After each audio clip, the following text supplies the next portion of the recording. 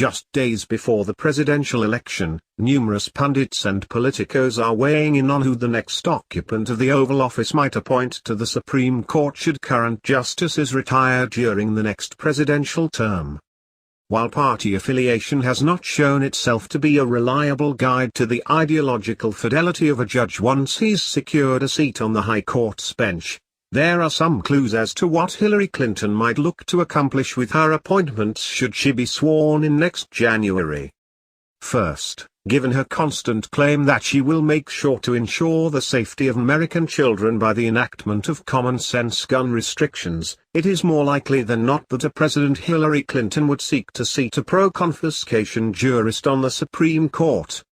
Although in 2008 the Supreme Court ruled in favor of protecting individual gun rights from government abridgment, the decision is D.C. v. Heller was 5-4, and even a slight shift toward curtailing the exercise of the rights protected by the Second Amendment could seriously threaten the liberty of Americans. In fact, there is no doubt how Hillary Clinton will handle the Second Amendment and how judges she nominates will look at the issue. Leaked audio from a New York fundraiser makes Clinton's gun control agenda crystal clear. She wants to reinstate her husband's disarmament design. "I was proud when my husband took the National Rifle Association on, and we were able to ban assault weapons, but he had to put a sunset on it 10 years later. Of course, President George W. Bush wouldn't agree to reinstate the ban," said Clinton. In other words, she wouldn't hesitate to reinstate it if given the chance. "We've got to go after this. And here again, the Supreme Court is wrong on the Second Amendment. And I am going to make that case every chance I get," the Democratic nominee promised. During the third presidential debate, Clinton spoke of the Heller decision, saying she disagreed with the way the court applied the Second Amendment in that case and that she would work to get that decision overturned. There's another recent Supreme Court ruling that Hillary Clinton has in her sights, the Citizens United case, Citizens United v. Federal Election Commission. In 2009, the Supreme Court came to a narrow decision in this case, too, ruling 5-4 that expenditures by for-profit corporations, labor unions and other associations cannot be restricted by government. Hillary Clinton considers this holding, too, to be up for overruling should she move into the White House in 2017. At another debate, Clinton said the Citizens United case undermined the election system in our country because of the way it permits dark, unaccountable money to come into our electoral system. In other words, Clinton doesn't want any organization being able to influence U.S. political policy unless they make a substantial donation to the Clinton Foundation first. Finally, there is little chance of Roe v. Wade being overturned by a Clinton-appointed Supreme Court and, in fact, the legal prohibition on late-term abortion is likely to be removed during a Hillary Clinton presidential administration. The holding in the case of Gonzalez v. Carhart, 2007, that retained the restriction on late-term abortions will be in the crosshairs during a Clinton presidency, as Mrs. Clinton has made it clear that she wants an exception carved out of the ruling in the case of a threat to the health of the mother. In its opinion, the court declared that uncertainty, in the medical community, over whether the barred procedure is ever necessary to preserve a woman's health.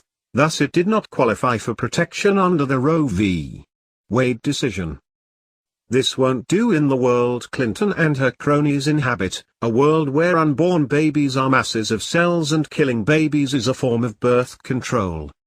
During the last presidential debate, Hillary Clinton declared, "I do not think that the United States government should be stepping in and making those most personal of decisions. So you can regulate if you are doing so with the life and the health of the mother taken into account." These decisions are likely only a few of the cases that would come under renewed scrutiny should Hillary Clinton become president. While we may not know which decisions Clinton would target, we do know a bit about the philosophy she would employ in the selecting of Supreme Court nominees. During the final presidential debate, Clinton explained how the Constitution would figure into the process she would use to identify potential High Court justices. When asked about who she would nominate, Clinton explained, "You know, I think when we talk about the Supreme Court, it really raises the central issue in this election, namely, what kind of country are we going to be? What kind of opportunities will we provide for our citizens? What kind of rights will Americans have? And I feel strongly that the Supreme Court needs to stand on the side of the American people, not on the side of the powerful corporations and the wealthy. For me, that means that we need a Supreme Court that will stand up on behalf of women's rights, on behalf of the rights of the LGBT community, that will stand up and say no to Citizens United, a decision that has undermined the election system in our country because of the way it permits dark, unaccountable money to come into our electoral system. So, along with gun control, free speech, and abortion, Clinton would try to appoint justices that would carry her water and uphold the rights of the radical homosexual lobby, among others. It isn't surprising that in her answer to the question on the constitutionality of certain Supreme Court decisions and how as president she would try to influence them, Hillary Clinton never mentioned the Constitution.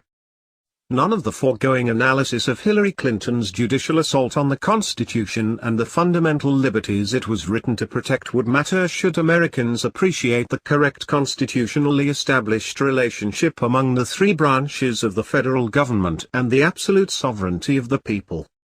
Take a lesson from Thomas Jefferson, who explained the proper procedure in a letter to Abigail Adams. "You seem to think it devolved on the judges to decide on the validity of the sedition law.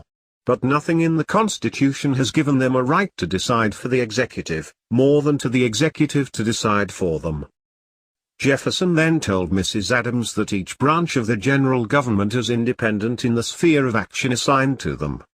To allow the 9 black-robed justices to be the ultimate and unchallengeable arbiter of what is and is not constitutional, Jefferson added, would make the judiciary a despotic branch.